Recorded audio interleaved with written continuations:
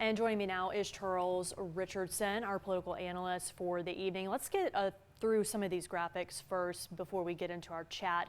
Moving on to Mississippi's federal races, incumbent Senator Roger Wicker seeking another term in the upper chamber, but first he has to get through his Republican primary challengers in Gannon Burton and Dan Eubanks. And as you can see, with 66% of the vote, Senator Wicker will do just that. Charles, how did this happen? How does Wicker get another term? Well, he's been there since I think 2004, so he's got a lot of name recognition. He's doing very well with the people of Mississippi. He certainly brought a lot of projects, the infrastructure projects coming to Mississippi. I don't remember off the top of my head, but I want to say it was right at $2 billion just in Mississippi roads and infrastructure and broadband. So he's done a good job for Mississippi. 60% of the vote. I was a little bit surprised that Gannon Burton carried Northeast Mississippi as he did, but it's considering that's Wicker's home base. But in the same vein, he's still got 6% statewide, and he had a lot of good name recognition, and he's got a lot of money in the bank. And that's what matters. Yes, it does. And the lone Democratic candidate is Ty Pinkins, and we actually interviewed him a couple of days ago. He will move on to the general election in hopes of defeating Senator Wicker. Thoughts on his chances? He's got a really hard road to hoe, but Ty Pinkins is very much of a hard worker. He is kind of a pull yourself up by your bootstraps type of person. He grew up in the Delta, joined the military right out of high school, and while he was in the military, he got a college education. He went to Georgetown Law School. He worked in the Obama White House as well as in the Trump White House. So Ty Pinkins is a formidable candidate. I think his biggest issue is the fact that he's a Democratic candidate in Mississippi.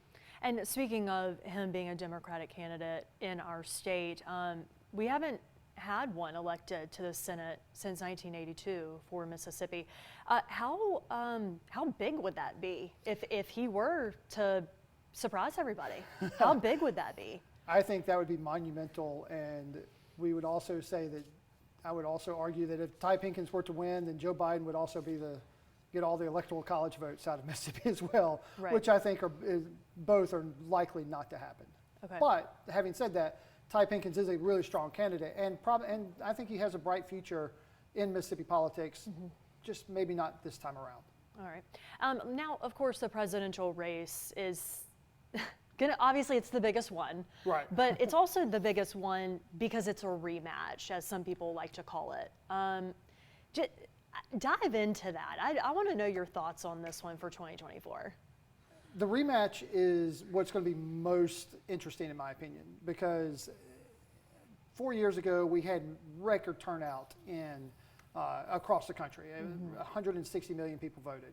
I'm going to be curious how many people are going to come out to vote this time around with the rematch, with an 80-some-odd-year-old Joe Biden, with an almost 80-year-old Donald Trump, and how many people are going to come out and say, you know, I'm really enthusiastic to cast my ballot this year for this particular candidate or that particular candidate. And then, of course, you've also got the Donald Trump with all of his trials and tribulations over the next 6 months. Are any of these going to be expedited to where they're done before the November election? A lot of people are saying no, it's not, but I mean, there's a chance that maybe one or two would. It's going to be a really interesting race in that regard. I don't know that Mississippi is going to be the deciding factor, but nationwide, it's going to be fun. Yeah, definitely. All right. Well, thank you so much, Charles. We appreciate you joining us. Thank you.